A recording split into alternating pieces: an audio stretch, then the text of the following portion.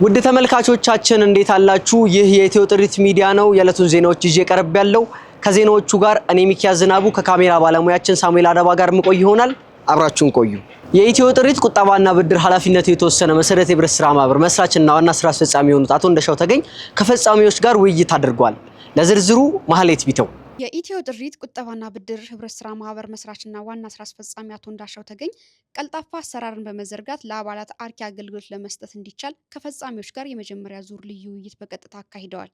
ከአብቹ ሰፈር የወጣቶች መረዳጃ እድር ተነስቶ ወደ ቁጠባና ብድር ህብረት ስራ ማህበር በማደግ የተለያዩ የቁጠባ የብድርና የቢዝነስ ምክር አገልግሎት እየሰጠ የሚገኘው የኢትዮ ጥሪት ቁጠባና ብድር ህብረት ስራ ማህበር ዋና ስራ አስፈጻሚ አቶ እንዳሻው ተገኝ ከፈጻሚዎች ጋር የመጀመሪያ ዙር ልዩ ውይይት አድርገዋል። በዚህ ውይይት ላይ ቀልጣፋ አሰራርን በመዘርጋት የአባላትን ተቆርቋሪነት፣ ባለቤትነት፣ አባልነት፣ ደንበኛነትና የማህበሩን ትርፍ ተካፋይነት ለማረጋገጥ መሰረት የሚሆኑ በርካታ ነጥቦች ላይ ተወያይተዋል።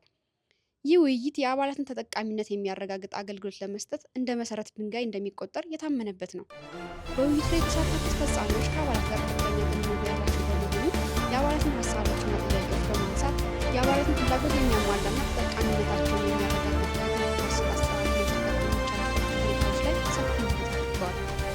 የአባላትን ፍላጎትና ሀሳብ ወደ አባላቱ ቀርቦ በመረዳት በአባላቱ ሀሳብ የታገዘና ፍላጎታቸውን የሚያሟላ ለችግራቸው መፍትሄ የሚሆን አገልግሎት አሰጣጥ ስርዓት ለመዘርጋት እንዲህ አይነት ውይይቶች እጅግ አስፈላጊ ናቸው ያሉት አቶ እንዳሻው ተገኝ ውይይቱ በየዙሩ እንደሚቀጥል ገልጸዋል።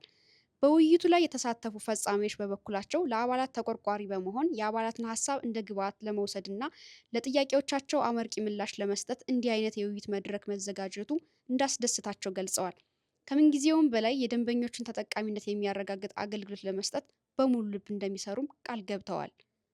በመጨረሻም አቶ እንዳሻው ተገኝ ፈጻሚዎቹ ለአባላት ባላቸው ተቆርቋሪነት የተሰማቸውን ደስታ ገልጸው ላሳዩት ተሳትፎ አመስግነው ከፈጻሚዎች ጋር ያደረጉትን የመጀመሪያ ዙር ልዩ ውይይት አጠናቀዋል። ከዜናዎቹ ጋር አብሬያችሁ የቆየሁት እኔ ሚኪያዝ ዝናቡ ነበርኩኝ። እስከ ሳምንት፣ መልካም ሳምንት።